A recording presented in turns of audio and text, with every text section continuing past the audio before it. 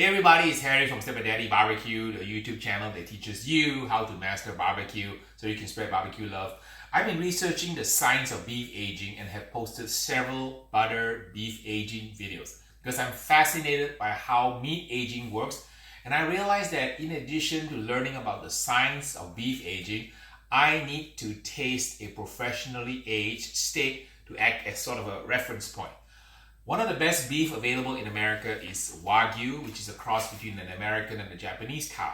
Now, Snake River Farms is one of the premier online Wagyu suppliers in America, and they have a special porterhouse steak. So this episode, I'm doing a taste test and comparing how their $210 Snake River Farm dry-aged 40-plus day American Wagyu Porterhouse compares with a $22 porterhouse I purchased from Whole Foods. So in this test, we'll see how they fare against each other, and I'll get a reference point of how a properly aged beef steak tastes.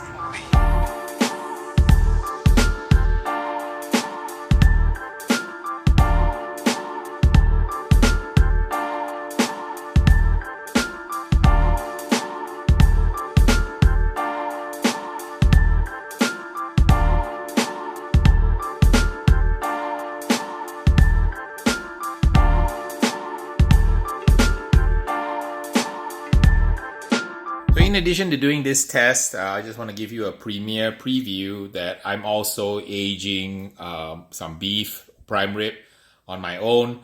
I'm actually going to do a 40-day butter aged prime rib against a cryovac 40-day, followed by a umai bag 40-day. So these are all kind of in process, so I'll be featuring that in future videos. But for this episode, we're going to be cooking up the porterhouse and doing a taste comparison.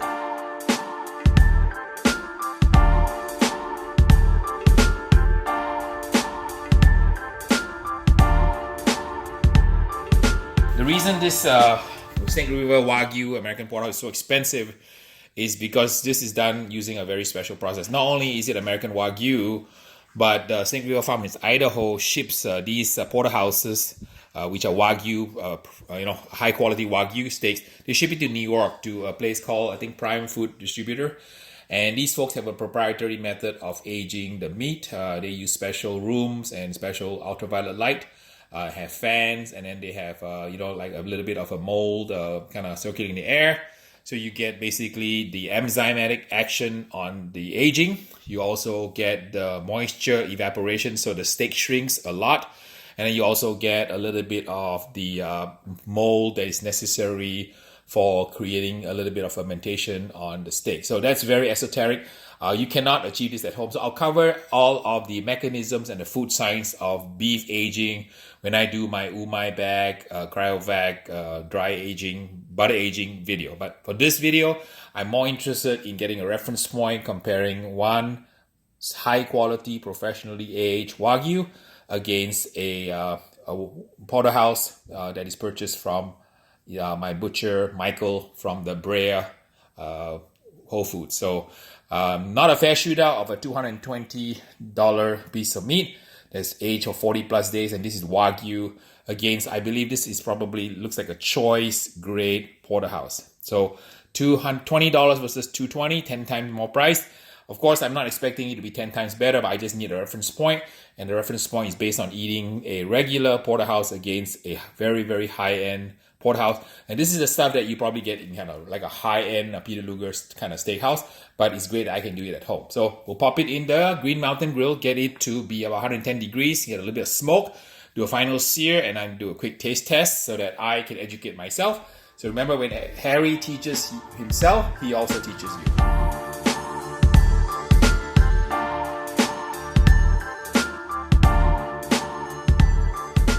I've taken the porterhouse off the grill. It's about 110-ish or so. We can go ahead and sear it now on the grill grate. I have the grill grate mounted kind of upside down, so the ridges are at the bottom. So a lot of folks don't realize that when you mount the grill grate upside down, you can use it as a nice griddle. Because the porterhouse has a bone, it works better when I grill it kind of flat on, so that you have a better bark.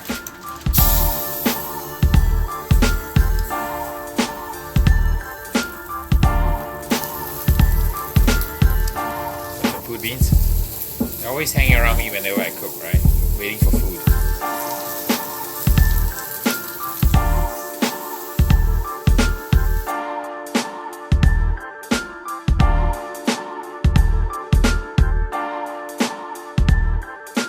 Alright, so we have the regular $20 porterhouse here, and then the $200 porterhouse on this side. They both look absolutely fantastic. So let's now work our way through a taste test. Let me eat the piece from the filet mignon here first. Filet mignon, New York strip, excellent. Now to move to the $200 steak. Eat the piece on this side. It's definitely got a kind of a funky, dry aged smell. Absolutely fantastic. It's got a kind of like a mustiness or funkiness that comes from the dry aging process. And it's quite strong. And if you like that kind of flavor, it's good. If you never had dry aged steak, it takes a little bit of getting used to, because it's a little bit of kind of a little kind of what I call the best way to describe kind of a dry aged taste. I'm gonna eat one off the New York here. Beautiful.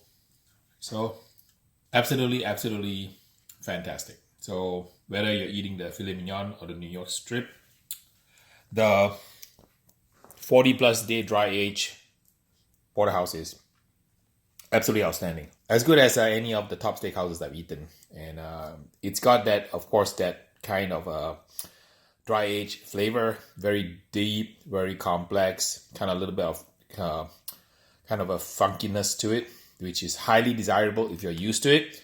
Again, I always tell people who have never had dry aged steak, it's kind of like, the analogy is like cheese. So this would be kind of like equivalent to maybe like a mild cheddar, and this will be kind of Roquefort blue cheese. Some people love strong blue cheese. Some people love mild cheddar. So if you are not used to dry aged steak, you definitely have to try this.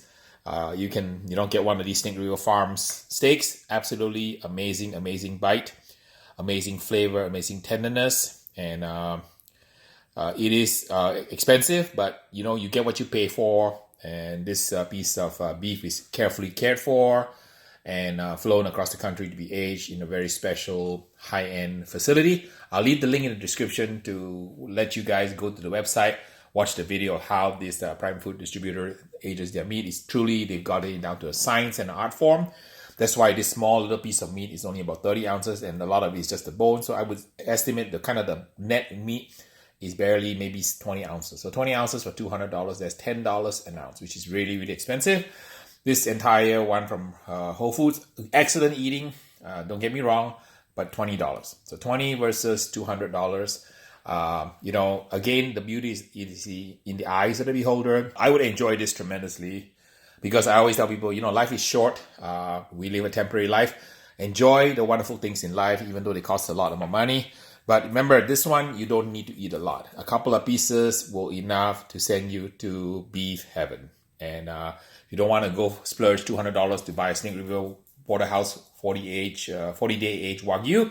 You can go to Whole Foods or any kind of grocery butcher store, buy yourself a porterhouse. But both of them are absolutely enjoyable. So both are good eating. So much for me eating the steak now. The main judge of the night, Mr. Beans, are you ready to try a $20 steak versus a $40 steak? All right, so here's the $20 one. Sit, stay. Can you give it a shot? You like it? All right, let's do the $200 one. Sit, stay. Okay, go ahead.